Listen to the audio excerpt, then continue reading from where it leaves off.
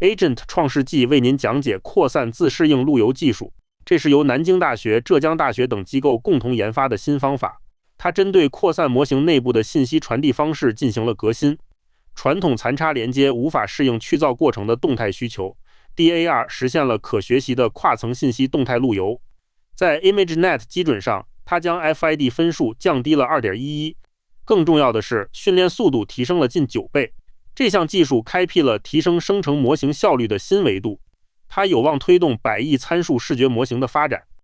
传统 Data 残差连接带来3大隐性瓶颈，分别是特征膨胀、梯度衰减与计算冗余。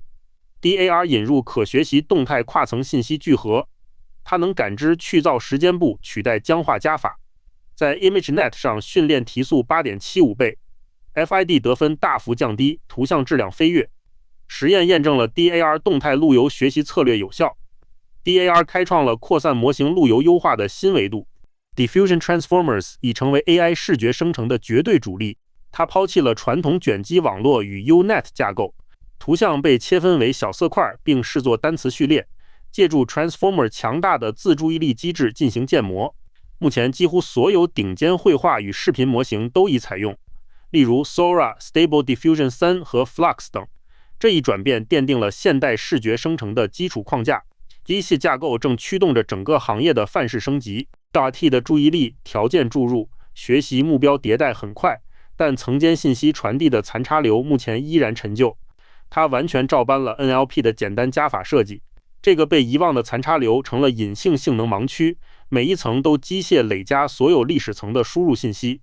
这种僵化方式无法适应去噪过程的动态变化，这是继承自语言模型的历史遗留问题。残差流急需被重新设计以释放潜力。研究团队对 DAR-T 内部信息流做了首次全面诊断，他们同时考察网络深度和去噪时间部2个维度，这相当于从空间和时间2个角度透视模型状态。诊断结果揭示了3大隐藏的严重并发症。第一个问题是前向信息膨胀，信号幅度失控暴涨；第二个问题是反向梯度衰减，深层几乎收不到学习信号；第三个问题是区块特征冗余，相邻层输出高度相似。这些瓶颈都源于残差流固化且缺乏自适应能力。诊断显示，第一个症状是前向信息膨胀，随着网络加深，特征信号幅度膨胀近100倍，幅值随快索引攀升，从 15.5 升至 1576。25层后信号剧增，迫使深层网络必须大喊，严重破坏了内部稳定性，导致训练效率低下。根本原因是残差流固化无法有效抑制信号失控。这一瓶颈限制了扩散模型性能的进一步提升。传统残差加法无法调节成为僵化根源。反向梯度衰减是第二个隐藏危机。网络优化所需的反馈信号在5层后断崖式下跌，深层几乎接收不到学习信号，陷入怠速状态，算力被白白浪费，模型无法继续进化。折线图显示，梯度幅度在第5块后骤降至极低水平，这意味着深层网络丧失了参数更新能力。传统残差加法无法传递有效梯度信息，这一瓶颈限制了模型深度的扩展潜力。第三个症状是区块特征冗余，即深层相邻区块输出高度相似，相似度持续高于 90%， 意味着网络在进行无效重复计算。折线图证据显示，基线在大部分区域维持 0.8 以上高位，标签明确，标注相似度超过 90%， 证据确凿。网络在原地打转，没有提取出新的有效信息，这导致大量算力被白白浪费在相似特征上。残差流的固化是根本原因，造成深层区块损失多样性。这一冗余严重限制了模型的表达能力和深度扩展。扩散模型本质上是随时间变化的过程。充满噪声的早期网络需要把握宏观轮廓，接近清晰的后期网络需要雕琢微观细节。但标准模型对待第一步和最后一步完全相同。旧的残差机制是盲目的，无法动态调整，它无法区分去噪早期与后期的不同需求。起草草图与渲染细节时，网络使用相同处理。这种僵化是信息冗余与梯度衰减的根本原因。DAR 动态导航技术是破解残差流僵化的核心补丁。它采用即插即用设计，无需改动原有网络结构。同时，根据去噪时间部，动态选择历史层信息，抛弃传统全盘累加，改为按需精准聚合。这一智能路由过程是可学习的，不依赖人工规则。它让网络在早期关注轮廓，后期雕琢细节，所有操作都在原框架内完成，兼容现有模型。这种动态导航彻底释放了扩散模型的潜力。DAR 采用跨层注意力机制来动态路由信息。当前层会主动发出一个动态查询向量，这个查询回顾所有历史层的输出特征。Softmax 根据查询匹配度分配各层权重，权重越高表示该历史层越重要。系统只聚合那些高权重的关键信息，这避免了全盘接收导致的冗余和噪音。每一层都能按需提取最有效的特征。DAR 最关键的飞跃是赋予路由器时间概念。网络现在能清楚区分不同的去噪阶段，无论是起草草图还是渲染质感，系统都心中有数。时间感知可通过显示时间部嵌入向量来实现，也可通过动态隐式提取让网络自行领悟。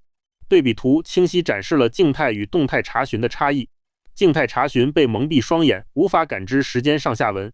动态查询结合时间信息，实现精准自适应路由。热力图直观展示了 DAR 的注意力动态变化。两幅热力图分别对应第3和第13模块。X 轴代表去噪时间部，从 0.01 到 0.99；Y 轴代表历史层索引及来源层编号。明亮区域随着时间 t 推进，在不同历史层间移动，这表明 DAR 能在合适时机调用合适的历史特征。注意力的转移是平滑且自动的，无需人工规则，这是模型自行学习到的动态导航节拍。DAR 通过分块聚合策略解决记忆膨胀问题。每一层回顾所有历史层会导致内存线性爆炸。分块聚合将历史打包为摘要区块，当前层同时访问近期细节和宏观摘要，这种设计大幅降低了内存成本。它让网络既能看清细节又掌握全局。DAR 的可扩展性因此得到保障。分块聚合是高效且实用的架构创新。传统残差使用固化加法，忽略时间部信息。Unet 长跳跃，人工强制绑定，破坏 Transformer 同质性。DAR 实现自适应学习，并以强时间感知弥补缺陷。时间部感知方面，传统方案完全缺失，而 DAR 能够感知去噪阶段。可扩展性上，传统残差极佳，但 Unet 会破坏同质结构。DAR 保持纯粹同质性，适合大规模扩展。内存开销通过分块聚合保持极低，避免线性增长。综合对比， DAR 在多个维度上成为更优的下一代范式。仅替换残差流管道后，图像生成质量实现跨越式提升。ImageNet 基准上 CIT 基线 FID 9.67， 加入 DAR 后 FID 降至 7.56， 降低 2.11 点。这一改进是在完全相同算力配置下取得的，证明 DAR 的增益来自路由机制，而非计算量增加。跨层信息流优化对画质提升至关重要。FID 降低 2.11 点在生成领域属于明显进步。该结果验证了动态导航技术的实际有效性。DAR 动态导航实现了近9倍的训练提速，仅需20万步即可达到传统模型175万步画质。曾经需要数周的训练周期，现在缩短到几天。这一提速仅靠替换残差流管道，未增参数量。这与单纯增加参数量的做法有本质的区别。对比标准基线模型，收敛速度有质的飞跃。红色 DAR 曲线快速下降，蓝色基线缓慢。这表明跨层路由优化是训练效率的关键突破口。DAR 的出色表现并非源自参数堆砌。研究团队设置了 SitePlus 作为臃肿对照组，它的参数量与 DAR 完全相同，训练时长还翻了1倍。但最终 SitePlus 的画质被 DAR 远远甩在身后。这个对比实验直接排除了大力出奇迹的猜测。DAR 的真正优势在于打破了跨层信息流的结构性死结，它彻底改变了信息路由方式，而非简单增加计算单元。这就解释了为何 DAR 能以更轻量模型实现更优性能。DAR 作为纯粹的架构创新，可与 REPA 叠加，两者分别作用于架构层级与目标层级，完全正交。这一正交关系使它们互不干扰且协同增效。早期训练阶段叠加后比单独 REPA 提速2倍，这一提升证明了跨层路由是尚未充分开发的金矿。REPA 通过表征对齐技术优化训练目标，提升效率。DAR 则从跨层信息流结构入手，提升训练效率。两者结合为视觉生成模型，开辟了全新的优化维度。在急速蒸馏场景下，传统模型丢失高频细节，画面变得平滑模糊，难以还原草屑泥土。DA2 借助时空路由分发，成功锁定纹理细节。左右对比图中，左侧基线草皮模糊，右侧 DA2 图像边缘锐利，草屑清晰可见。局部放大图进一步显示 DA2 的泥土更真实，这表明结构创新带来了实际生成质量的提升。该结果验证动态导航在真实任务中的有效性。DA2 通过注意力权重归一化，彻底终结了前向信息膨胀，特征幅度从此保持稳定，不再失控。膨胀动态短路机制成功唤醒了深层网络的学习能力，反向梯度能够自由穿梭，深层重新获得进化动力。层级特征相似度显著下降，消除了无效重复计算，每一层都在做真正有用的特征提取，算力利用率飙升。这3个机制共同验证了 DA2 药到病除的治疗效果。动态导航不仅修复了残差流缺陷，更释放了模型潜力。模型在更长视频、更高分辨率下，残差流瓶颈愈发致命。DA2 证明了跨层路由是维持系统稳定的关键，它更是释放生成模型潜力的全新维度。这一发现为100亿参数模型指明了架构方向。传统加法残差无法应对深度网络的信息膨胀，跨层路由通过动态自适应解决了这些结构性死结。